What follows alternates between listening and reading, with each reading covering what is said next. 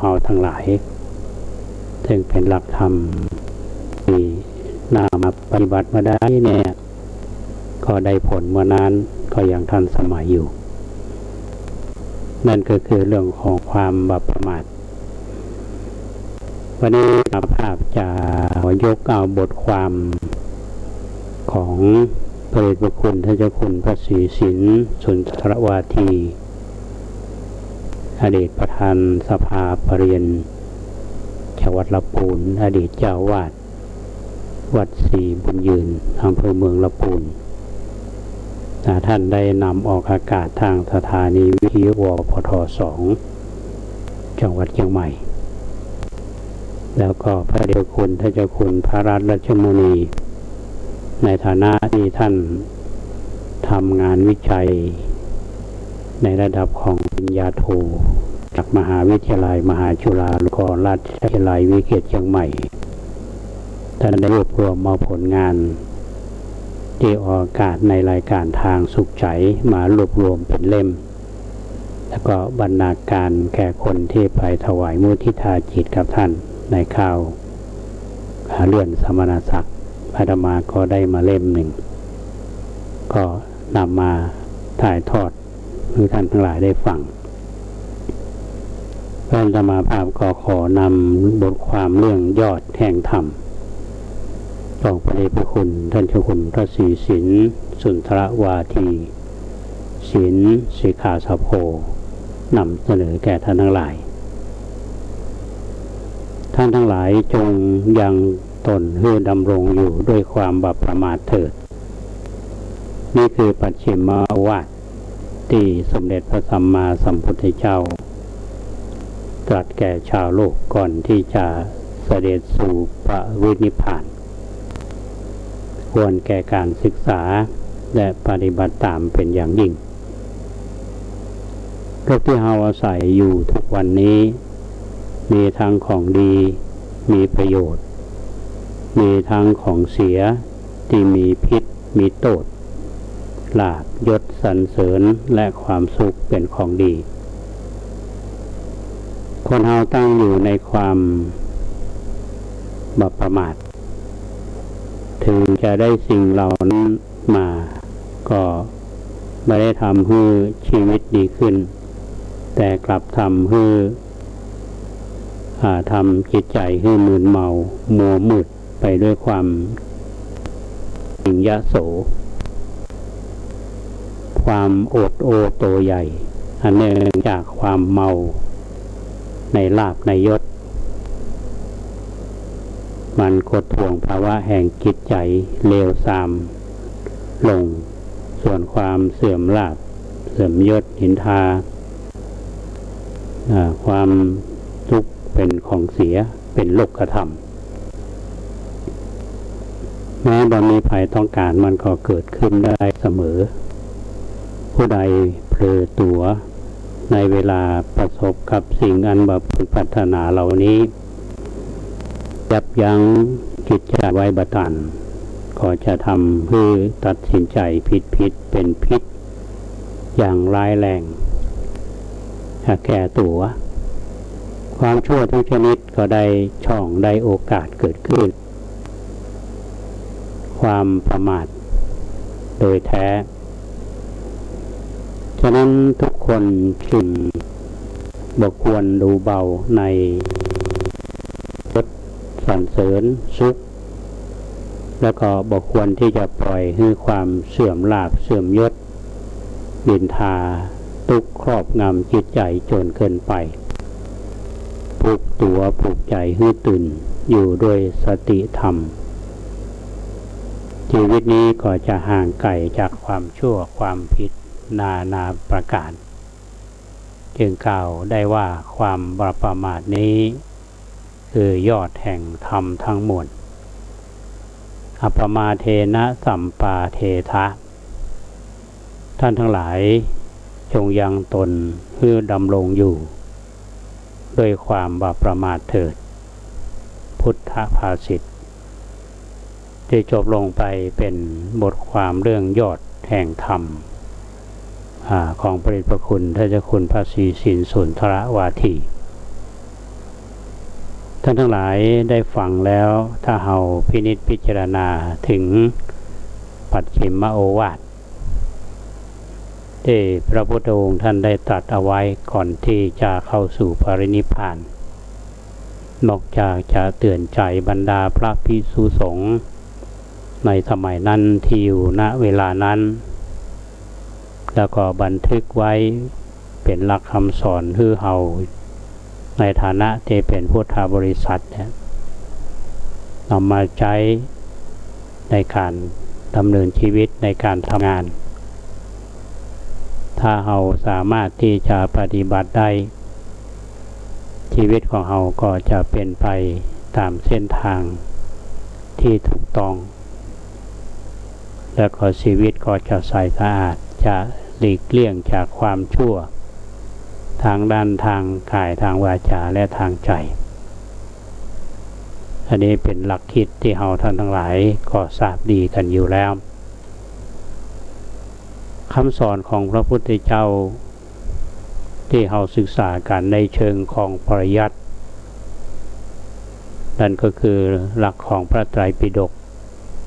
บอกว่าจะเป็นสุตตันตปิฎกพระวินัยปิฎกและพระวิธรรมปิฎกที่เขาบอกว่า 84,000 พระธรรมขันธ์มันเปรียบคำสอนเรื่องความบ่ประมาทเนี่ยเ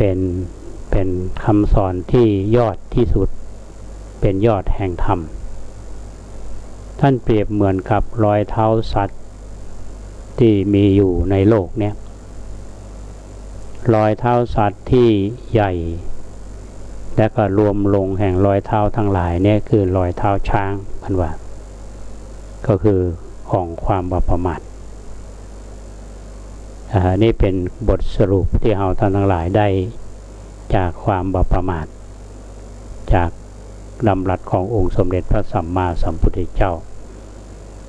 ว่าคือท่านทั้งหลายเป็นแง่คิดเป็นสติเตือนใ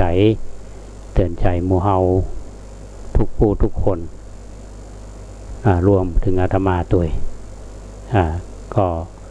มีเตือนใจกันตลอดเวลาวันนี้ที่อาตมาเกริ่นนำรายการ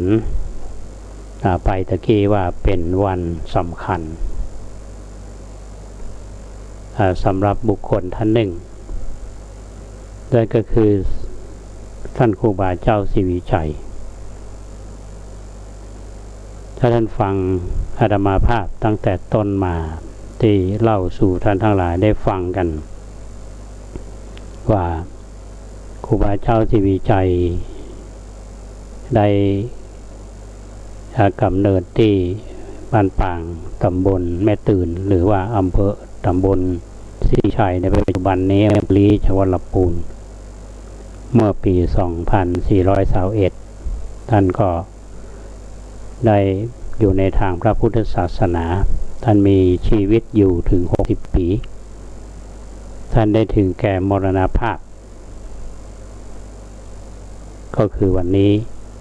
คือวันที่21 กุมภาพันธ์ 2481 วันนี้ใน Facebook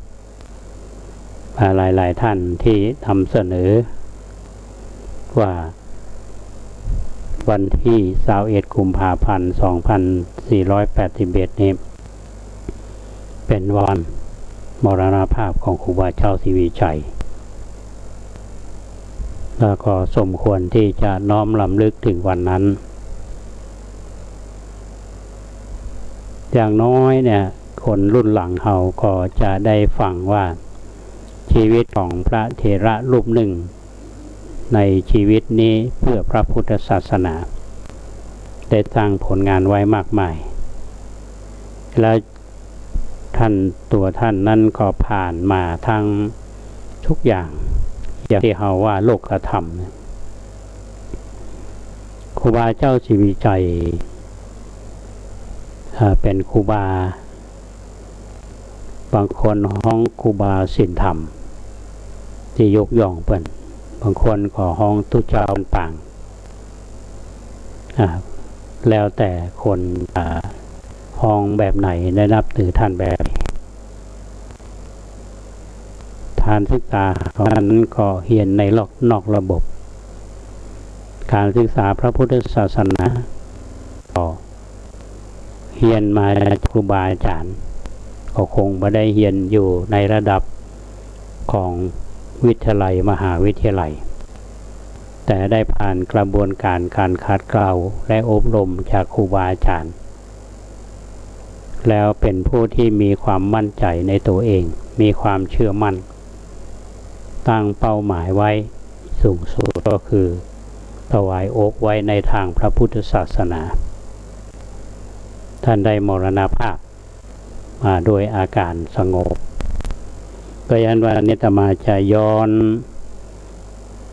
ไปเรื่องครูบาสักหน่อยหนึ่งถึงแม้ว่าอาตมาจะเล่าผ่านเหตุเรื่องเหล่านี้มาแล้วเพื่อเตือนใจความโมเฮาทั้งหลายว่าวันนี้วันมรณภาพของครูบาชีใจในหลักฐานที่ปรากฏอยู่วันมรณภาพของท่านวันเสาร์กุมภาพันธ์2582อภัยของ2481ที่มีหลักฐานยืนยันก็คือข้าวชื่อว่าข้าวห่ำเอาศพครูบาเจ้าศรีวิชัยมาเมืองละปูนซึ่งบันทึกโดยป้อนนกจีบ้านเปิ่นก็อาศัยแทบประตูแสนปุงหรือส่วนปุงด้านนอกอำเภอเมืองจังหวัดเชียงใหม่ผู้อยู่ในเหตุการณ์ย้ายศพเขียนกรรมข้าวเป็นอักษรธรรมล้านนามาปริวัติภาษาไทยกลางเมื่อวันที่9 เมษายน 2537โดยพ่อครูอินทรสิงหนาถอันนี้ก็เป็นมหาปรริญญาอยู่ละปูนเนาะก็เป็นอดีตประธานสภาวัฒนธรรมอำเภอลีพ่อครูอินปอนมหาอินนี่ก็ได้รับฉบับต้นฉบับที่มาจากพ่อน้อยเป็นจะถาหมู่ที่2บ้านห้วยแหนตำบลป่าไผ่อำเภอลีจังหวัดลำพูนปัจจุบันนี้ข้าวฉบับนี้เก็บไว้ที่วัดบ้านหงหลวงพ่อนิจีเป็นหนึ่งในผู้ที่ติดสอยห้อยตามครูบาเจ้าศรีวิชัยถ้าท่านยังมีชีวิตอยู่เพิ่นก็ระบุไว้ชัดเจนว่าวันมรณภาพของปีนี้เป็นวันที่21อาตมาจะอ่านข่าวให้ท่านทั้งหลายได้ฟังว่าเปิดใดนะครับนพบัวหอนดอกป้านเมืองตัวบ้านตัวเมืองโหนไก่ทั่วประเทศไทยทั่วอินพรหมเจ้าเจียงใหม่ละปูนต้าวขุนผู้เท่าปีติเจยบานมากนักไพร่ราษฎรไตยางและลวะเจ๊กจินต่องสู้กุหลามีตังมั่นเงี้ยวแขกดำลังกามาเป็นศรัทธากินตาลห่วมเจ้าที่ได้นิยมศีลธรรมต้านเจ้าเมื่อปางเดิมมาล่วงแล้วศก81ก่อคลาดคลาแคล้วปีญีว่าอันเนอนายเดือน6นั้นเล่าจ่าไขจะเล่าไข่จ๋าออก3 ค่ำนาวันเกิดต้านเจ้าต้านเชียงกำเนอหุงหนุ่มเท่าวันอังคารเฮาต้านพระเดี๋ยวนี้ครูบาต้านมาตายละลวดมองมนเศร้าศรัทธาตั้งแต่นี้เล่าบ่ได้ถามหาจะเหมือนครูบาหาไหนบ่ได้ค่าสังเวชศรัทธาน้ำตาย้อยหน้าอยู่ทุกคนใหญ่น้อยพ พอหน้าวิหารปุนดีต่ำค้อยครูบาห้ำสร้างแปลงเอาสิกยมตุพระหน้ามนหมองเหงา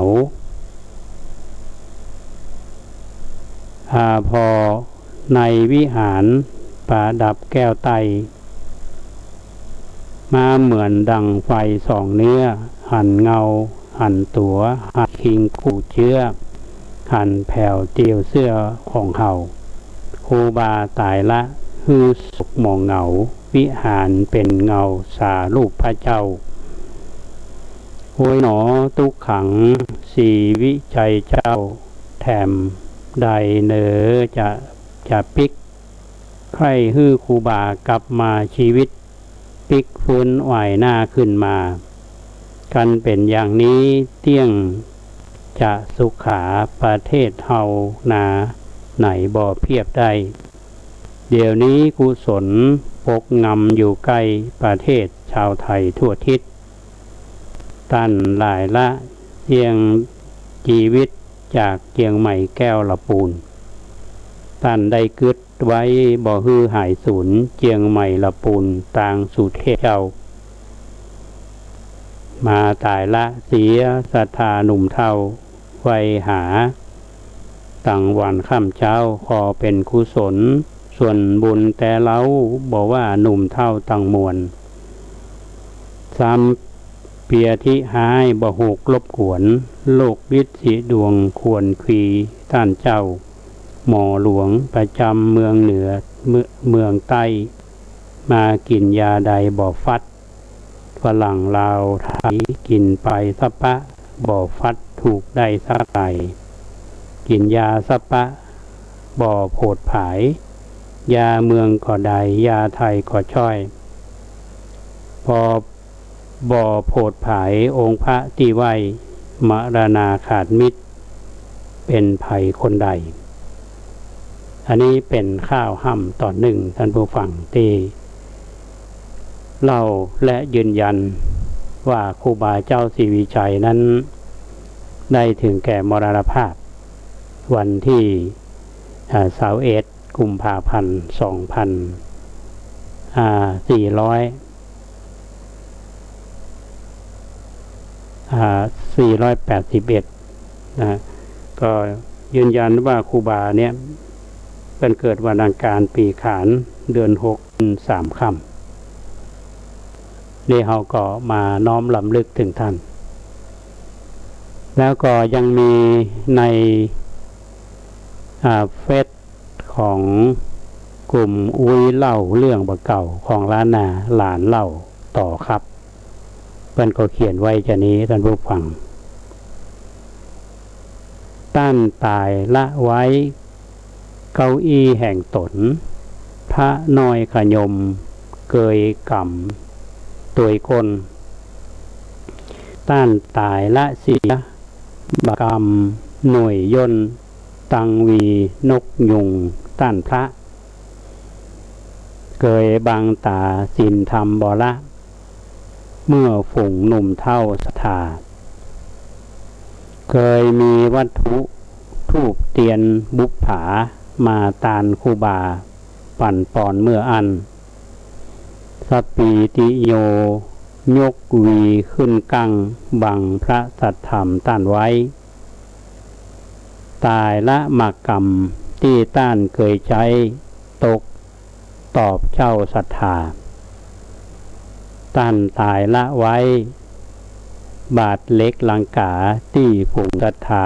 เกยไปใส่เข้าตายละมุ้งหมอน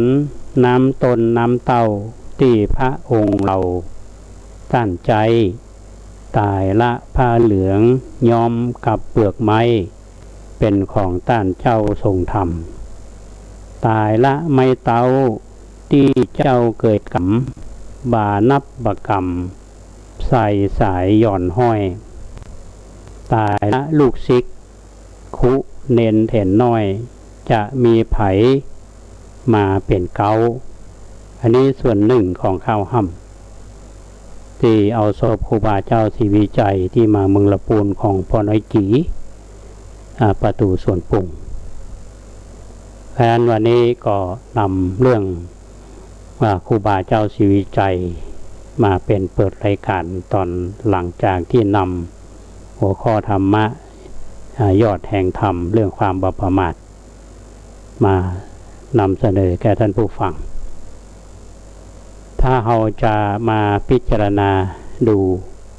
จากเรื่องราวของชีวิตของครูบาเจ้าศรีวิจัยเราได้หลักธรรมะหลายๆอย่างท่านผู้ฟังถ้าเราจะบอกว่าคนนี้จะอยู่วันนอกคอกนาป่านใดเนาะการศึกษาถึงแม้ว่าสมัยนั้นท่านจะมาเข้าถึงแต่ว่าอย่างครูบาเจ้าศรีวิชัยเนี่ยท่านได้ปฏิบัติคือนำสู่ของการปฏิบัติเพราะว่าในชีวิตของท่านนั้นผ่านของเลือกโลกธรรมนะโลกธรรมที่เราประสบกันเนี่ยคือเรื่องมีลาภมียศเสื่อมยศมีลาภเสื่อมลาภนินทาสรรเสริญสุขทุกข์เนี่ยที่เราอยู่กันทุกวันแต่ว่าท่านก็บ่พ้นเหมือนกันบางครั้งท่านก็ต้องต่อสู้กับสิ่งเหล่านี้กิเลสที่มาจากคนอื่นนะท่านมีความอดทนเป็นที่สุดถึงแม้ว่าจะสร้างผลเอาไว้มากมายท่านคงบ่ได้อยู่ด้วยความภาคภูมิใจว่างานที่ท่านสร้างมาทั่ว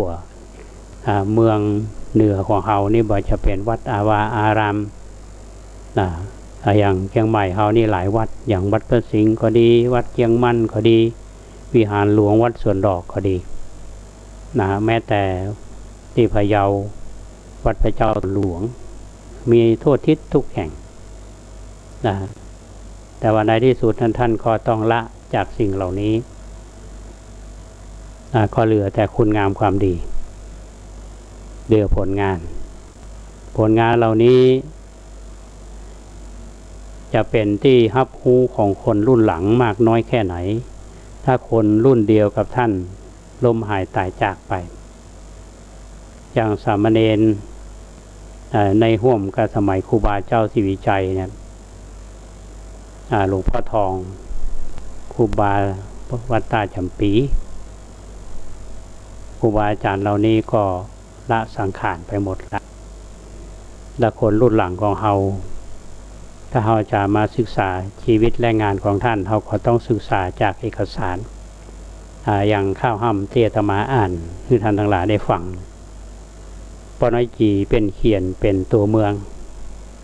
ป้อมหาอินทรสิงหนาถเนี่ยเพิ่นเขาแปลมาเป็นภาษาไทยเป็นข้าวห้ำแล้วเขาก็มาถอดความกันแถมหลายจานเพราะฉะนั้นอาตมาภาพในช่วงแรกของรายการวันนี้ก็ถือเป็น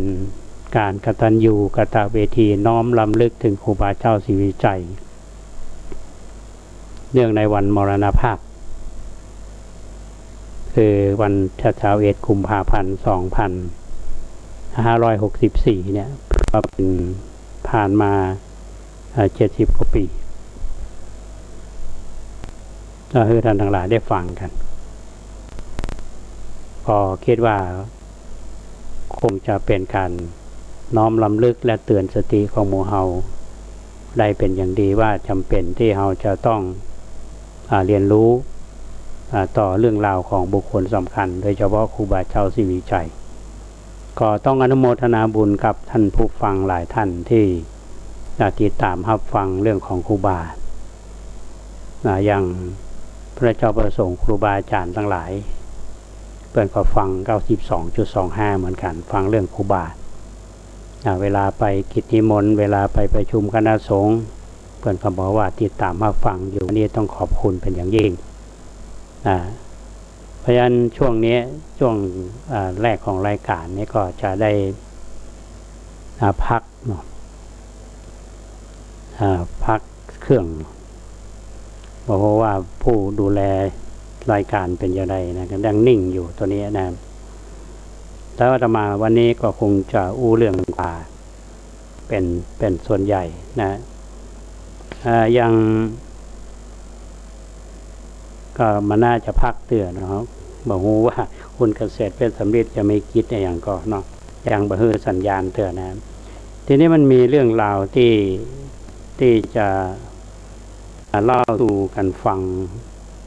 เรื่องเนี้ยนะที่น่าจะควรรับฟังไว้เกี่ยวกับการทำงานของครูบาก็คงมาได้พักฟังเพลงวันนี้นะครับก็คงจะอู้ต่อท่านผู้ฟังเสียงก็พอจะได้อยู่ทีนี้จะย้อนหลังไปตอนท่านเกิดอธิกรณ์ก็คือเรื่องของการกล่าวหาครูบาเจ้าศรีวิชัยเนี่ยก็คงจะนึกกันได้อยู่เนาะว่าท่านครูบาเนี่ยเปิ้นนิมนต์ไปสอบสวนที่วัดเบญจมบพิตรเป็นตั้งคณะกรรมการขึ้นมาสอบสวนมี6ข้อกล่าวหาอธิกรณ์6เรื่องเจตมาเล่าท่านทั้งหลายได้ฟังไปก็มีพระ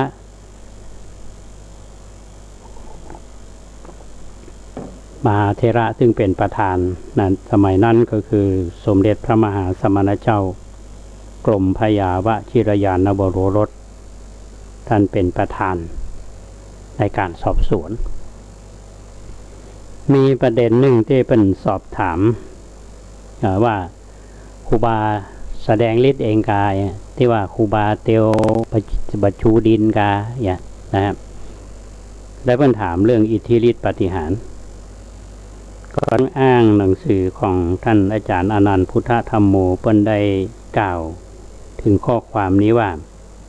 เปิ้นถามว่าอิติปิโสยังเฮียนบ่จบกาถามครูบาว่าอิติปิโสยังเฮียนบ่จบกามาบวชเนี่ยถือศีลอะไรถือศีลอะไรถามว่าอิติปิโสยังเรียนไม่จบเหรอแล้วมาบวชเนี่ยถือศีลอะไรครูบาเจ้าศรีวิชัยเปิ้นตอบว่าศีล4ท่านผู้ฟังแล้วสมเด็จพระมหาสมณเจ้ากรมพยาวชิรยานบโรรสเนี่ยพอฟังว่าศีล4นี่ก็ทรงพระอาการที่แปลกใจในทำนองเนี่ยปกติมันมีแต่ศีล5แต่นี่เป็นจะใดครูบาเปิ้นจึงนับถือแค่ศีล4ศีล4มันมีกี่ข้อก็มี4ข้อนั่นแหละแต่อย่างพ่องคือศีล4ที่ในความหมายที่ครูบาเปิ้นหมายถึงนี่ก็คือที่แท้จริงก็คือศีล4เนี่ยเป็นศีลที่ปรากฏอยู่ในวิสุทธิมรรคเรื่องของปาริสุทธิศีล4ซึ่งเป็นข้อปฏิบัติที่สำคัญยิ่งเพราะว่าสามารถดับซึ่งกิเลสได้อย่างสิ้นเชิงขอประกอบด้วยอย่างจะข้อหนึ่งก็คือปาติโมกขสังวรก็สำรวมในพระปาติโมกข์ก็คือเว้นข้อที่พระพุทธเจ้าทรงห้ามแต่ก็ทำตามข้อที่พระองค์ทรงอนุญาตอันนี้ข้อที่1คือศีลข้อที่1ข้อที่2คืออินทรียสังวรหมายถึงการสำรวมตาหูจมูกหูดังเราเนี่ยลิ้นกายใจและรู้ธรรมอารมณ์ด้วยใจก็หมายว่าคือการสำรวมก็คือมีสติอยู่ทุกขณะจิตว่าอย่างนั้นและประการที่3คืออาชีวะปริสุทธิเลี้ยงชีวิตด้วยอาการที่ชอบบ่หลอกลวงเขาเลี้ยงชีวิตอย่างพระเฮาเนี่ยทั้งหลายไปบิณฑบาตเนาะญาติโยมเพิ่นขอใส่บาตรใส่บาตรด้วยความด้วยเจตนาที่บริสุทธิ์ตัวเจ้านี่ก็ไปเป็นกิจวัตรก็ไม่ใช่ขอเข้าแต่ว่าเป็นการปฏิบัติอาชีพที่บริสุทธิ์ในญาติโยมใส่บาตรตัวเจ้าก็ไม่ได้ออกปากขอนะครับอย่างโยมมาบางทีถามว่าตัวเจ้าชอบอะไรอย่างจะฉันอะไรอย่างสั่งโยมได้เนอะอย่างเงี้ยถ้าอย่างนี้นี่ถือว่าตัวเจ้าอาบัติเนอะ อย่ายิ่งทุเจ้าไปบอกว่าอาตมาชอบอย่างอันอย่างอีนะมาได้นะก็ถือว่าอันนี้เป็นการแสวงหาที่บ่ชอบละนะบ่ใช่อาชีวะปริสุทธิศีลข้อที่4คือปัจจยปัจจเวคขณาคือพิจารณาก่อนแล้วก็จึงบริโภคปัจจัย4ก็เพื่อเตือนสติพระเฮานะคือบริโภคด้วยตัณหาเนี่ยต้องมีสติอยู่ทุกเมื่ออันนี้คือศีล4ของครูบาหมายถึงจะปาริสุทธิศีล4นะที่ท่านได้ตอบกับสมเด็จพระสังฆราชนี่ถ้ามองลึกเนี่ยท่านผู้ฟังบ้างใครจะไปนึกเนาะว่าครูบาเนี่ยเปิ้นฟังมาว่าครูบาเนี่ยมันจะได้เฮียนอย่างหรอนักธรรมก็ไม่ได้เฮียนไม่ได้เฮียนนะอย่างทุเจ้ามันนอกแล้วก็เหมือนกับว่าเชิงดูถูกอะเนาะมาหู้ยังทุเจ้ามันนอกอยู่แก่ๆมาได้ใช่หัวเรื่องมาหู้วินัยวิเนยอย่างตัวอย่างแต่ว่าครูบาเพิ่นตอบอ้างในวิสุทธิมรรคนะคือปริสุทธิศีล4อันนี้คือเรื่องที่เป็นที่ยอมรับนะเรามาว่าถ้าสมเด็จพระสังฆราชเพิ่นฟังในเพิ่นก็คงสะอึกเหมือนกันเนาะก็แสดงว่าภูมิธรรมของครูบาเนี่ยเป็นระดับอยู่ในระดับสูงถึงแม้ว่าสมเด็จพระสังฆราชจะมองว่าทุเจ้ามันนอกอย่างไรเนาะคนตูเมืองลีเพิ่นจะไปฮู้หยังเนาะทุเจ้าป่าพันป่าบ้านเราถ้ามองในเชิงของพระเฮามันก็มีท่านผู้ฟังถ้าพระบ้านนอกเนี่ยเขาว่าขี้นอกเขาว่าขี้นอกเนี่ยนะวันอย่างอาตมาอยู่เชียงใหม่ใหม่ๆเนี่ยนะเขาว่าขี้นอกเนี่ยนะฟังแล้วมันสะอึกเหมือนเชิงดูถูกเนาะท่านผู้ฟังก็มองว่าคนในเมืองเนี่ยคนบ้านนอกเนี่ยมันแบ่งชนชั้นหรอทุเจ้าเฮาก็เหมือนกันนะทุเจ้าบ้านนอกทุเจ้าในเมืองทุเจ้าธรรมดาทุเจ้ามีสมณศักดิ์เจ้าด้านครูบาเนี่ย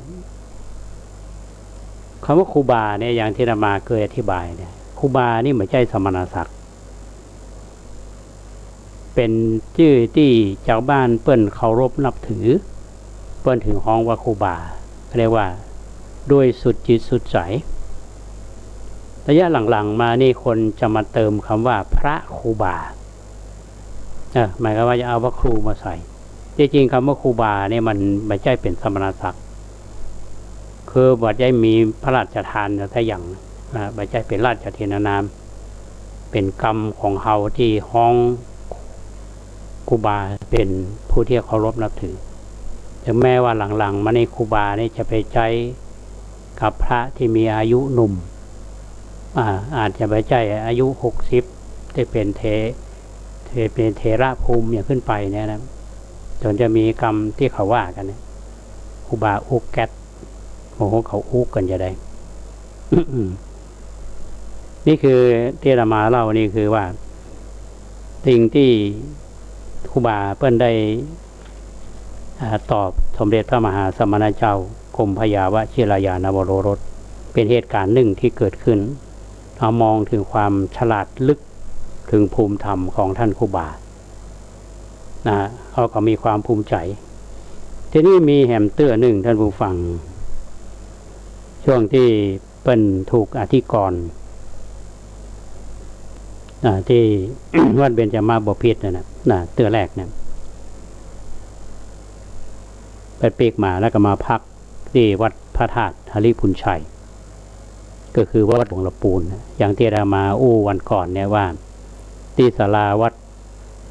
พระธาตุหริพุนชัยวัดหลวงเนี่ยมีห้องหนึ่งห้องที่ครูบาเปิ้นมาพักตอนที่ถูกอธิกรณ์นะครับอาตมาก็ไปไหว้วันนั้นวันไปวัดพระธาตุหริพุนชัยทีนี้ครูบามาอยู่เปิ้นหันสภาพของวัดหลวงละปูนตอนนั้นเนี่ยมันทรุดโทรมเป็นพระอารามหลวงและครูบาเปิ้นขออนุญาตพระครูยามงคลวัดมหาวันซึ่งเป็นเจ้าคณะก็เป็น ประเดี๋ยวนี้ก็หมายถึงว่าเป็นเจ้าคณะจังหวัดลำพูนนั่นแหละเพื่อที่จะบูรณะปฏิสังขรณ์เสนาสนะภายในวัดพระธาตุหาริพุนชัยหรือวัดหลวงลำพูนแต่เจ้าเมืองลำพูนเนี่ยนะฮะเพื่อนก็เชิงทักท้วงว่าถามว่าครูบาศรีวิจัยเนี่ยจะสามารถสามารถหาเงินมาด้วยวิธีไหนจะหาจากที่ไหนต้องใช้เงินมหาศาลนะการบูรณะเนี่ยกาจะว่าตุมีปัญญาสร้างก็จะเอาเงินมาจากไหนถ้ามาถูกคดีมาถูกอธิกรณ์เนี่ยก็เชิงดูถูกอะถ้าจะว่าไปนะตามอำนาจของฝ่ายปกครองนั่นแหละก็ไปเชื่อน้ำมนต์นะคนเป็นผู้ต้องหาอยู่เนี่ยมันจะไผ่มันจะมาช่วยสร้างและจะมีปัญญาอย่างเอาเงินมาสร้างวัดครูบาเพิ่นมีความเชื่อมั่นในตัวของท่านเพิ่นก็คือความเชื่อมั่นว่ากับท่านเจ้าคณะจังหวัดลำพูนในสมัยนั้นว่าท่านบ่มีเงินมีทองอย่างหรอกนะที่จะเอาเงินเอาทองมาบูรณะเสนาสนะในวัดเนี่ยข้าเจ้ามีแต่บาทแก่นเดียวเพิ่นว่ามีแก่นบาทแก่นเดียวเท่านั้นนะซึ่งท่านก็มั่นใจนะฮะเปิ้นเมินสถานการณ์ท่านระวังว่าคนส่วนใหญ่เนี่ยได้รับเหตุการณ์ที่เกิดขึ้นเนี่ยคนหันใจครูบาหรอกนะแล้วครูบาก็ตัดสินใจประกาศให้ญาติโยมปรากฏว่ามีคนศรัทธาทั้งเจ้าพี่น้องเมืองลำพูนเฮาและเมืองที่ใกล้เคียงกับคุมเมืองเชียงใหม่พ้องมั้งก็ไปร่วมทำบุญปรากฏว่าคนหลั่งไหลมานำเงินมาใส่จนเต็มบาทครูบามีบาทแกนเดียวนะระวังเต็มบาทก็เจ้าคณะเมืองลำพูนเจ้าคณะจังหวัดลำพูนซึ่งอยู่วัดมหาวันในสมัยนั้นนะเพิ่นก็อนุญาตให้ครูบาเนี่ยได้เรียนอาส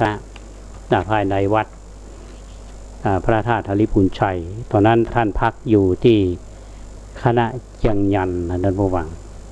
ได้ผู้ฟังไปวัดพระธาตุเนี่ยจะหันมันมีคณะหลวงเนาะมีคณะเจียงยัน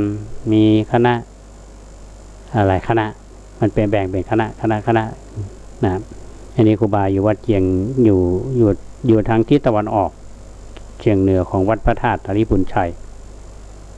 นะเพื่อนก็ได้ประกาศไปก็มีคนมาหลั่งไหลมานำเงินมาบริจาคข้าวของมาปรากฏว่าบาทเพียงแก่นเดียวของครูบาเนี่ยน้อยไปกว่าที่จะรองรับศรัทธาและน้ำใจของเจ้าเมืองนอกจากนั้นก็ยังมีชาวบ้านแถมเป็นจำนวนนักอาสามาใช้แรงงานบ่มีเงินก็ใช้แหงมาด้วยศรัทธาก็เรียกว่าภาษาปัจจุบันในห้องว่าจิตอาสาจิตอาสาคือทำงานอย่างทุกวันนี้เราต้องชื่นชมนะท่านผู้ฟังที่คนมีศรัทธาเนี่ยบางคนมีทั้งศรัทธามีอันนี้คือศรัทธาทานังคือทรัพย์คือศรัทธาเป็นทรัพย์ภายในนะแต่ว่ามีทรัพย์ภายนอกแต่มีทรัพย์ภายในคือศรัทธาทานังก็คือทรัพย์คือศรัทธาไม่ได้เอามามีเงินเอาแหงมาช่วยแต่อย่างผู้ที่เคารพนับถือในตัวของครูบาเจ้าศรีวิจัยก็ดีแม้ในปัจจุบันเนี่ยที่คนมีความเคารพนับถือในครูบาพี่ชายขาวปีก็ดีหรือแม้แต่ท่านครูบาวงครูชัยวงศาวัดพระบาทห้วยต้มก็ดีถึงแม้ว่าท่านจะมรณภาพไปศิษยานุศิษย์ตลอดจนถึงผู้ที่เคารพนับถือก็ยังมีศรัทธายึดมั่นแม้แต่สานุศิษย์ที่จะทำมายังในการบูรณะปฏิสังขรณ์วัดวาอารามเสนาสนะอย่างวัดที่อาตมาฟังวันก่อนเนี่ยก็คือดอยเงือก หรือที่ท่านพระครูอินทวดีคุณประตั้งชื่อไว้ก่อนละวัดพระธาตุดอยเงือกท่านครูบาดอนคือท่านพระครูสุนทรอัฏฐการเป็นเจ้าวาดวัดพระพุทธบาทผาน้ำเป็นที่ไว้สรีระของครูบาเจ้าอภิชัยขาวปีเนี่ยเป็นศิษย์เอกของครูบาเจ้าทีวีชัยศพเพิ่นก็ยังบ่เผาเด้อก็มีสานุศิษย์ที่หลั่งไหลถ้าจะไปที่ไหนเนี่ยจะไปก่อสร้างห้างแปลงที่ไหนเนี่ยตุเจ้าเฮาเป็นตัวนำพระสงฆ์องค์เนรเฮาทั้งออกแหงเนาะตุเจ้าก็บกดินบกหญ้าเหมือนกันทำก่อสร้างห้างแปลงเป็นมดเป็นศาลาเป็นช่างด้วยแล้วศรัทธาก็มาช่วยอย่างที่ดอยเงือกซึ่งเจ้าคณะอำเภอลีพระครูอินทวดีคุณเนี่ยเพิ่นก็เป็นประธานท่านนายอำเภอลีเพิ่นก็เป็นประธานอยู่แล้วก็ท่านครูบาดอนสืบตามรอยเจตนารมณ์ของท่านครูบาอภิชัยขาวปีอยู่ตอนนี้ก็กำลังสร้างอยู่ไปหันศรัทธาแล้วบอกว่าจะเป็นเจ้าเขาเฮาหรือว่าเจ้าเมืองเมาเนี่ยถ้ามีคำว่าศรัทธาเนี่ยมันสุดยอดมันเต็มไปด้วยพลังท่านผู้ฟังเพราะฉะนั้นที่ครูบาเพิ่นบอกว่ามีบาทแก่นเดียวเนี่ยนะสามารถที่จะบูรณะวัดพระธาตุหริพุนชัยได้อาตมาไปดูพิพิธภัณฑ์ที่วัดพระธาตุหริพุนชัยไปดูสภาพวัดสมัยก่อนโอ้อารุปังกว่าจะสร้างกว่าจะใช้เวลามีความสวยสดงดงามอย่างตึงวันเนี่ยเอาไปก็ชื่นใจนี่คือพลังของประชาชนท่านผู้ฟังแม้เป็นส่วนหนึ่งที่แม้ว่าเจ้าคณะปกครองนี่อาจจะมาหันตรงนี้นะแต่ว่าด้วยพลังศรัทธาด้วยจิตอันมุ่งมั่นของท่านก็สามารถทำได้และแถมอันหนึ่งท่านผู้ฟังที่ว่าครูบาเป็นส่วนบุญแล้วไปนั่งนักที่ไหนเนี่ยนะตั้งนักคำว่านั่งนักนี่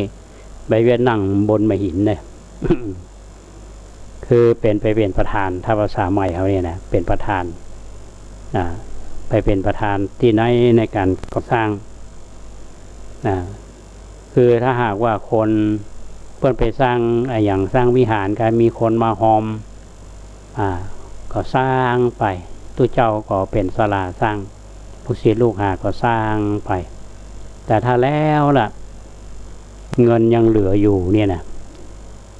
ถ้าเปิ้นบ่เอาใส่ปกไข่ห่อไปหรอกเปิ้นจะบอกว่าเปิ้นจะผุยสตางค์ก็หมายความว่าเงินที่เหลืออยู่บางส่วนเนี่ยเปิ้นจะภายในบริเวณวัดอย่างนี้ท่านอาจารย์สิงห์วรรณใสเป็นอธิบายไว้ว่าวิธีการก่อสร้างวัดวาอารามของครูบาเจ้าศรีวิชัยว่าการก่อสร้างที่สิ่งต่างๆที่ครูบาเพิ่นทำเนี่ยท่านมาได้สนใจเงินทองอาจารย์สิงห์ว่าเพิ่นมีแต่ฮื้อศีลฮื้อปอนส่วนเงินเขามีกรรมการช่วยกันเพื่อที่จะจ่ายในการปลูกสร้างครูบานั่งนักที่ไหนประชาชนก็หลั่งไหลขึ้นไปทำบุญที่หันก็กลายเป็นกาดย่อมส่วนมากใช้เวลาสร้างเนี่ยบ่เหมือนแต่คนที่มาช่วยหลายเมื่อเสร็จแล้วก็ปล่อยหลวงนี่อย่างน้อย15 วัน15 วัน15 คืนเนาะคนก็หลั่งไหลกันมาเนี่ยมาชื่นชมบารมีครูบาโดยมาทำบุญโดยเมื่อปล่อยหลวงเสร็จแล้วครูบาก็จะไปที่อื่นได้แต่ท่านก็บ่เอาทรัพย์สินอันใดที่ได้จากวัดคอเนี่ยไปวัดขอเนาะบ่เอาติดตัวไปอันนี้คือการแสดงความโปร่งใสท่านผู้ฟังเน้นความโปร่งใสป้องกันคนคอรหานินทาพระพุทธเจ้าเอาเงินจากวัดนี้ไปสร้างวัดปุ้นเขาเล่ากันหรอแต่ครูบาเนี่ยเป็นปิดประเด็นนี้ไว้เลยเงินที่บริจาคเนี่ยก็คือมอบคือวัดเก่าทั้งหมดที่เหลือก็ไปผุยสตางค์คำว่าผุยสตางค์เนี่ยถ้าเป็นภาษาไทยเขานี่ก็คือโปรยเศษเงินท่านผู้ฟัง อย่างที่เป็นโปรยเงินในงานศพก็ดีเนาะก็จะมีปุ๋ยสตางค์กันนี่นะอันนี้เป็นเรื่องที่มองถึงวิสัยทัศน์ในความเป็นผู้นำและเป็นผู้บริหารของท่านครูบาอย่างเยี่ยมยศเพราะฉะนั้นคนที่จดจำภาพลักษณ์ของท่านว่าเป็นผู้ที่มีศีลบริสุทธิ์เนี่ยบ่มีผู้ใดเสมอเหมือนก็เป็นที่มาของฉายาที่เฮาฮ้องกันว่าครูบาเจ้าศีลธรรมนี่คือแสดงความบริสุทธิ์นะครับเป็นเรื่องที่เฮาคนเฒ่าเพิ่นเล่ากันแล้วก็เอกสารที่ปรากฏเพิ่นก็เล่าสู่กันฟังอย่างน้อยเฮาจะเห็นได้ว่าครูบาเจ้านี่ถึงแม้ว่าจะเป็นคนสามัญเป็นทุเจ้าบ้านนอกกำต่างหากแต่ว่าครูบาเจ้าเนี่ยขอใส่เข้ามาถ้าตัวเป็นจริงๆเนี่ยเพิ่นคงบ่อยากใช้เท่าใดครูบาเจ้านี่นะมันก็เหมือนกับว่ามันเป็นแหมจันทร์ไงมันเป็นเจ้าแต่จริงๆครูบาเนี่ยเป็นคนติดดินนั่นบ่หวังเป็นคนติดดินท่านรู้ว่าท่านมาจากไหนท่านมาจากดินจากบ้านนอกแล้วก็จะบรรลงตัวเก่านะครับมันเหมือนทุเจ้าสมัยนี้เนาะที่จริงก็มาจากบ้านนอกนะพอได้รับยศได้ตำแหน่งสูงขึ้นเป็นฝ่ายปกครองไปอยู่ระดับสูงนี้ลืมที่มาของตัวเก่าลืมกำพืชของตัวเก่าก็มีอยู่หลายตนอันนี้เป็นห้องลืมคิง ลืมมา เพราะฉะนั้นพอได้ปฏิบัติตามหลักของพระพุทธเจ้าที่ได้สอนเอาไว้ว่าความประมาทอันนี้คือเป็นความประมาทนะครับเพราะฉะนั้นที่มาวันสู่กันฟังวันนี้ก็คือเพื่อน้อมรำลึกวันมรณภาพของครูบาเจ้าศรีวิชัยนักบุญแห่งล้านนาไทยวันที่21กุมภาพันธ์2481อันนี้ก็เล่าเรื่องประกอบให้ท่านทั้งหลายได้ฟังส่วนเรื่องสารูปหรือเจดีย์ที่เล่าสู่ท่านทั้งหลายฟังก็คงจะยกยอดไปในครั้งต่อไปว่าอัฐิของครูบาเจ้าศรีวิชัยเนี่ยไปอยู่วัดไหนพ่องแล้วก็วัดไหนที่มีรูปของครูบาเป็นที่ไว้ที่สาก็หลายวัดอยู่ก็จะนำมาสู่กันฟังในโอกาสต่อไปช่วงเวลาที่เหลืออยู่นี้ท่านผู้ฟังวันนี้ได้รับหนังสือ หนังสือนี้ที่จริงเรื่องราวเหล่านี้นี่เราก็พอทราบกันมาละที่เขาอาจจะมีหลายท่านมาเข้าใจเนาะอย่างท่านครูบาเจ้าศรีวิชัยเนี่ยท่านสร้างเสนาสนะในสมัยนั้นมีอันนึงที่คนกล่าวหาว่าครูบาเนี่ยไปมาสร้างตามห้อยเดิมตามที่มีแต่เดิมนะก็ถูกกล่าวหาจากฝ่ายราชการอยู่โดยเฉพาะทางเจ้านายที่รับผิดชอบปัจจุบันนี้ก็คือเรื่องของกรมศิลปากรแหละซึ่งเป็นหน่วยงานของรัฐเหมือนณวันนี้เนี่ยท่านผู้ฟังมีอันหนึ่งที่พระเอาวัดทุกวัดเนี่ยนะในมันจะมีอันหนึ่งที่เวลาก่อสร้างก็ดีเวลาลื้อถอนก็ดีหรือว่าจะดัดแปลงอย่างก็ดีการเคลื่อนย้ายมาท่านอะไรฟังเนี่ยถ้าว่าใดที่จะสร้างกุฏิก็ดีเนี่ยนะอย่าหนักเนาะสมัยนี้มีกลุ่มที่อนุรักษ์ก็มีกลุ่มที่ประสงค์ร้ายต่อวัด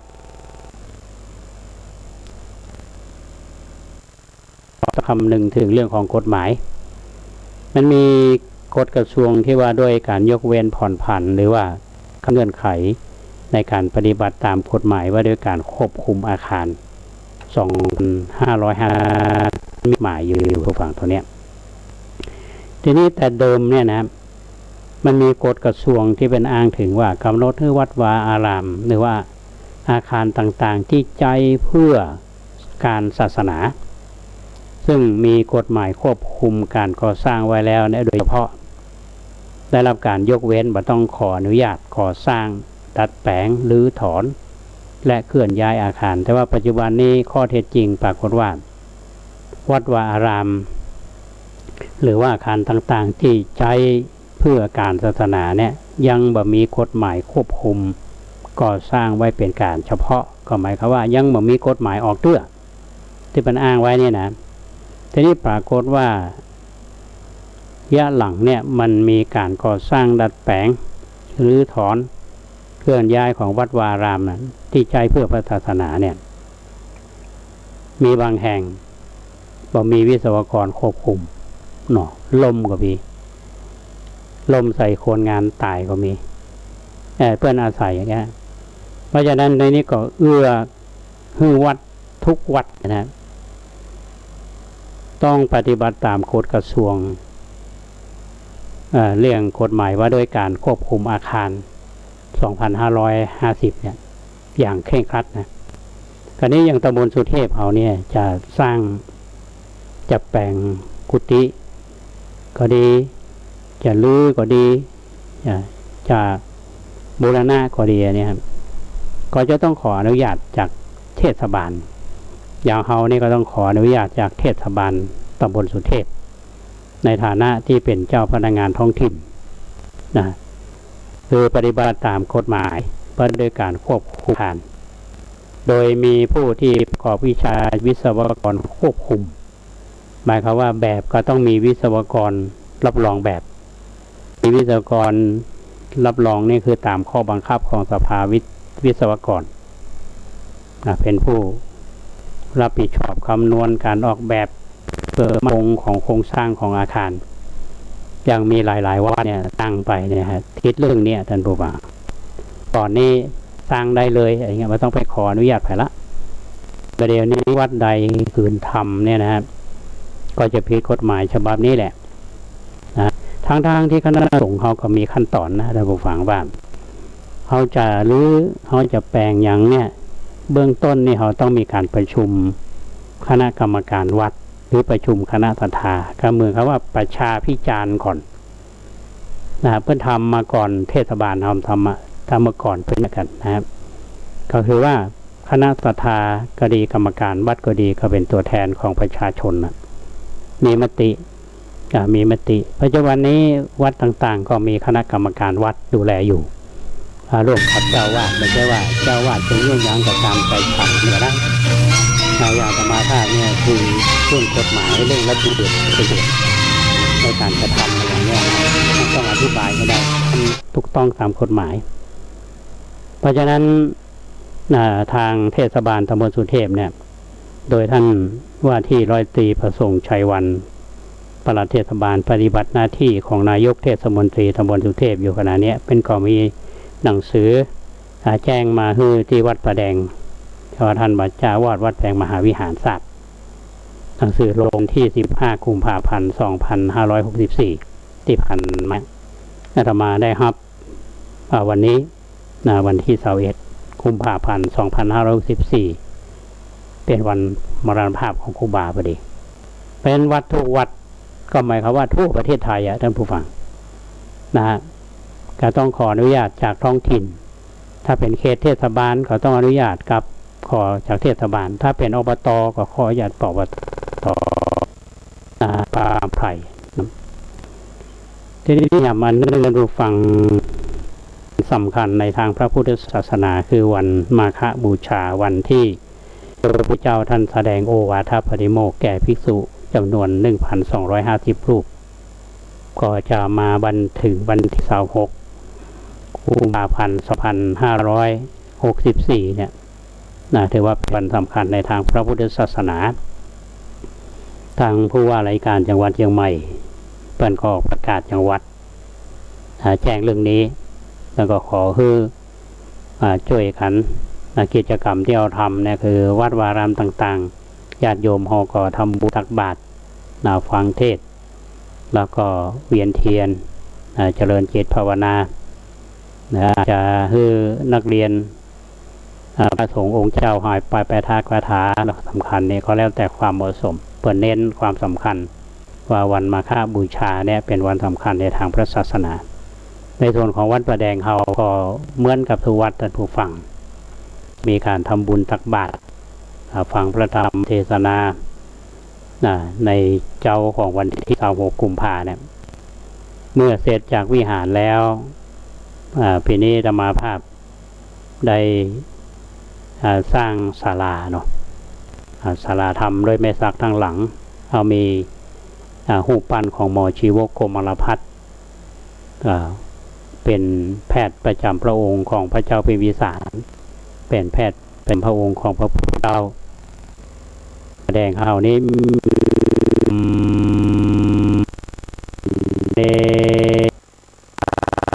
แล้วนี้รูปไปอยู่มาก่อนนำมาตั้งไว้แล้วไม้จำฉา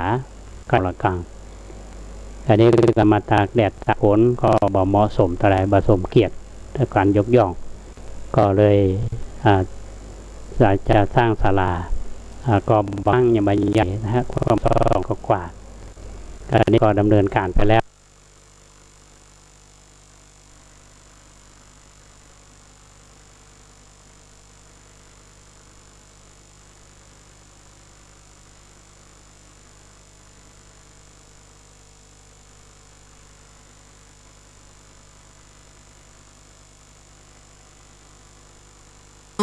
ปรากฏว่าได้ผลดีกว่าที่คาด